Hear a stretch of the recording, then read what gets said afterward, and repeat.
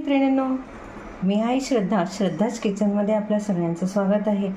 दम आलूची रेसिपी आपण तर वेगवेगळ्या पद्धतीने बनवत असतो, पण आता ही जी आपण दम आलू बनवणार आहोत ते एकदम सोप्या पद्धतीने, नाही याच्यामध्ये कापायचं आहे, नाही काय करायचं आहे, तर कुकरमध्ये आपल्याला डायरेक्ट ब्लांच करून आपण हे दम आलू तयार करणार आहोत। बघा ही किती सुंदर दिसते आहे। दम आलूची रेसिपी एकदम खायलाही छान लागते आणि दिसायलाही छान दिसते। तर ह्याबरोबर आपण पुरी खाऊ शकतो, रोटी खाऊ शकतो, काहीही आपण याच्याबरोबर खाऊ शकतो। तर नक्कीच तुम्ही ट्राय करा। ह्याबरोबर जर दम आलूबरोबर जर आपण पुरी खाल्ली किंवा रोटी खाल्ली, कुलचा खातात, असे वेगवेगळ्या पद्धतीने जर आपण हे खाल्लं तर एकदम याचा स्वाद खूप छान लागतो। तर नक्की तुम्ही ट्राय करून बघा। चला तर त्यासाठी आपल्याला काय करायचं आहे बघूया। गॅसवर कुकर ठेवला आहे। कुकरमध्ये मी बटाटे टाकले आहेत, त्याच्यामध्ये छोटे बेबी बटाटे आणि दुसरे मोठे, नंतर अद्रकचा तुकडा, 6-7 काजू, 1 टमॅटो, 2 कांदे आणि लसणाच्या पाकळ्या, असं आपण सगळं मिक्स करून घेणार आहोत। आणि कुकरमध्ये जेमतेम पाणी टाकायचं आहे आणि कुकरला आपण झाकण लावणार आहे। हे सगळं आपण व्यवस्थित मिक्स करून घेतलं आणि एकच शिट्टी काढली की आपले दम आलू एकदम नंतर छान तयार होणार आहेत। तर आता आपण याला कुकरला झाकण लावून एक शिट्टी काढून घ्यायची आहे। एक शिट्टी काढून आपलं कुकर तयार झालेलं आहे। आता आपण कुकरमध्ये वाफवून घेतलेले टमॅटो, कांदा, काजू, लसूण, अद्रक आणि थोडा कढीपत्ता हे सगळं आपण बाजूला काढून घेतलं आहे। त्यामध्ये आपल्याला ह्या टमॅटोची साल बाजूला काढून घ्यायची आहे, कारण टमॅटोची साल आपल्या वाटणामध्ये, आपल्या पेस्टमध्ये आले नाही पाहिजे। हे सगळं आपण मिक्सरवर बारीक वाटून घेणार आहोत, पण पूर्णपणे थंड झालं।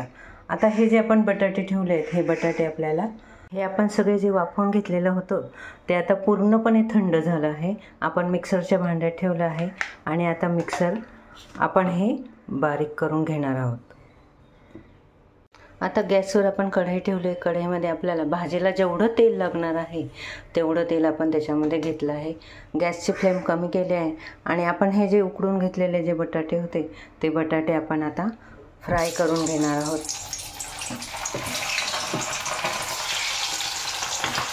चांगले गोल्डन ब्राऊन रंगावर आपल्याला हे बटाटे फ्राय करून घ्यायचे आहेत। आपण हे सगळे बटाटे गोल्डन फ्राय करून घेतले आहेत। तर आता कढईमध्ये जे तेल आहे ते तेल आपण गरम केलं आहे, ऑलरेडी ते गरम झालं आहे। त्यामध्ये आता आपण टाकणार आहोत थोडीशी राई आणि जिरे। हे टाकल्यावर आपल्याला आता आपण जो मसाला वाटून घेतला होता तो आपल्याला सगळा यामध्ये करायचा आहे। आपण कांदा, टमॅटो, लसूण, काजू यांची जी सगळी पेस्ट केली आहे ती पेस्ट आपण यामध्ये टाकून व्यवस्थितपणे फ्राय करून घ्यायची आहे।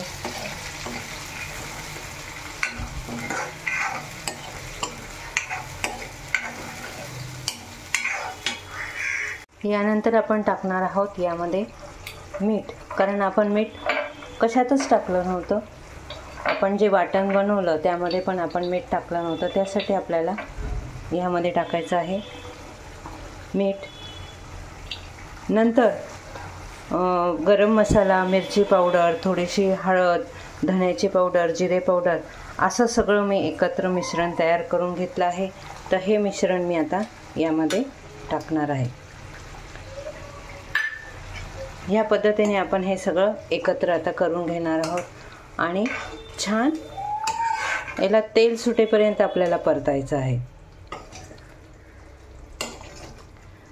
तेल सुटेपर्यंत परतलं की याच्यातलं जे मॉइश्चर असतं, पाण्याचा अंश असतो, तो पाण्याचा अंश कमी होऊन जातो, कारण आपण वाटताना थोडंसं पाणी टाकलेलं आहे।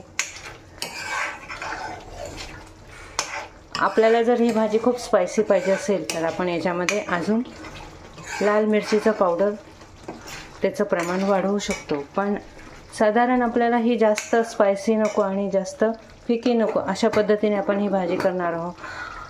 आता हे झालं की आपल्याला याच्यावर थोडंसं झाकण ठेवायचं आहे, जेणेकरून याला तेल सुटणार आहे। तुम्ही बघू शकता मस्त कसं तेल सुटलंय त्याला।